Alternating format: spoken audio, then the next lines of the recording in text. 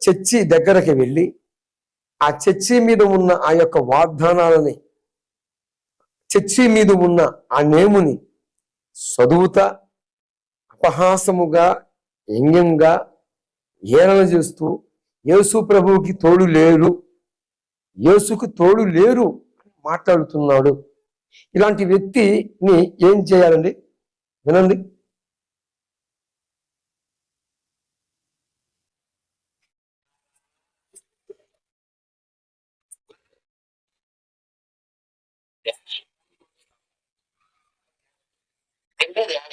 Finally smash. ఇక్కడ ఒక very గుడ్డివాడు ఏంటి? రామవాడు. వీళ్ళు చేసేది వాడు. ఇక్కడ ఉంది వీడి గూడు. నువ్వు రా నా తోడు. యేసుకు లేదు,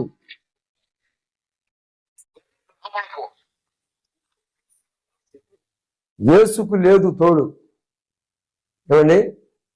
నమస్కారం గురువు గారు. చెప్పమ్మా. రాధా మనోహర్ దాస్ గారి మీద రాజమండ్రిలో కేసు వేయడం జరిగింది. ఈయన అనేక వీడియోలలో కూడా ఒక మతాన్ని టార్గెట్ చేస్తూ మాట్లాడుతున్నారని, రెచ్చగొట్టే విధంగా మాటలు ఉంటున్నాయి అని చెప్పేసి మాట్లాడుతూ ఉన్నారు. అంటే మీరు కూడా ఒక హిందూ సమాజం నుంచి మీరేమంటారు దీని గురించి? కుక్కలు మురుగుతాయి, వాటి గురించి సింహం మాట్లాడు. అమ్మా, కుక్కలు మురుగుతాయి, వాటి గురించి సింహం మాట్లాడు. అయితే ఇప్పుడు నువ్వు అన్నావు కాబట్టి నేను ఒకటి అడుగుతున్నా. ఏ మత గ్రంథంలో ఇతర మతస్థుల్ని కించపరచమని రాసింది? ఇతర మతస్థులను దూషించమని రాసింది? ఇతర మతస్థుల్ని దిగజార్చమని రాసింది? ఎందులోనూ లేదు. వీడెవడు ఇంకొక మతానికి సంబంధించిన విధానాల్ని, మనుషుల్ని వాటితో పోల్చడానికి ఈ మనిషి ఎవడమ్మా? బలవంతంగా మతం మారుస్తున్నారు. ఓకే, చెప్పు, తప్పు, ఇలా చెయ్యొద్దు. ఇష్టం ఉంటే తీసుకెళ్ళు, కష్టమైతే వదిలేయి. బలవంతం చేయొద్దు అని చెప్పాల్సిన బాధ్యత నీకుంటుంది, అంతవరకే. ఇంకో మతాన్ని నువ్వు గొర్రె మేక అంటున్నావు, మరి మటన్ తింటారు, చికెన్ తింటారు, అన్నీ తింటారుగా. నువ్వు వాళ్ళని అంటున్నావు కదా, మరి ఇక్కడ హిందువులు ఇవన్నీ తింటారుగా. తినరా ఏమ్మా? తింటారుగా. మండీలో అయితే పెద్ద ప్లేట్లు పెట్టి మరీ పెడతారు.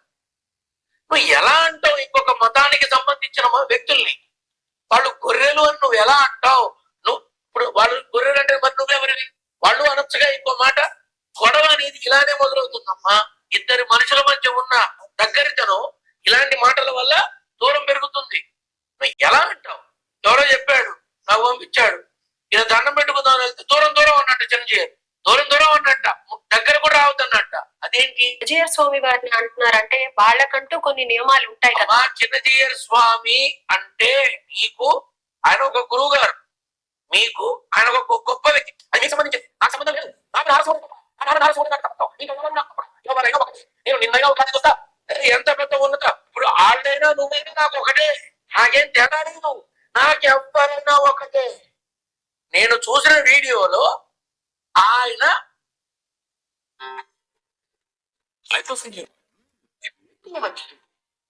విన్నారుగా ప్రేమైన దేవుని ప్రజలారా, భారతదేశ ప్రజలారా, ఇలాంటి వ్యక్తుల వల్ల సభ్య సమాజంలో ఉన్న ఆ యొక్క ప్రేమ, అనురాగాలు, మమకారాల మీద ఈరోజు ఈ రాధా మనోహర్ దాసు మాట్లాడుతున్న ఆ మాటలు బట్టి ఈరోజు రాజమండ్రిలో రాధా మనోహర్ దాసు మీద హిందువులే కేసు వేశారు. ఎందుకు వేశారు?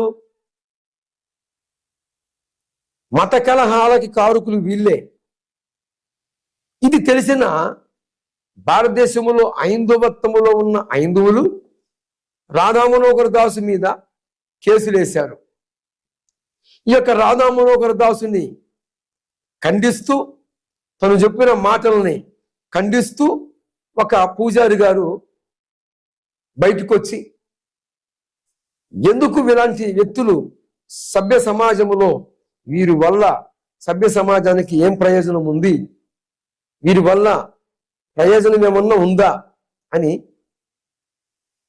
ఆయన రాధా మనోహర్ దాసు ఎలాంటి వ్యక్తో, అతని వల్ల సమాజానికి ఎంత ప్రమాదం ఉందో ఆ యొక్క పూజారి గారు చెప్పిన మాటలు మీరు విన్నారు.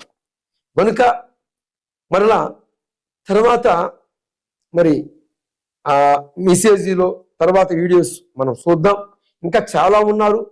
చాలా మెసేజీల్లో వీరు చెప్పిన మాటలు చాలా ఉన్నవి. అంత మాత్రమే కాక ఈ రాధా మనోహర్ దాసు ఇంకా ఉన్నారు కొంతమంది. వారందరి జీవితాలను కూడా మీరు తెలుసుకోవాలి. ఇలాంటి వ్యక్తుల ద్వారాగా మన సమాజం చెడిపోతుంది అన్నది మీరు గమనించి గుర్తించండి. దేవుడే మీ కనులు ప్రభువు యేసుక్రీస్తు వారు వెలిగించును గాక. ఆమేన్. ఆమేన్.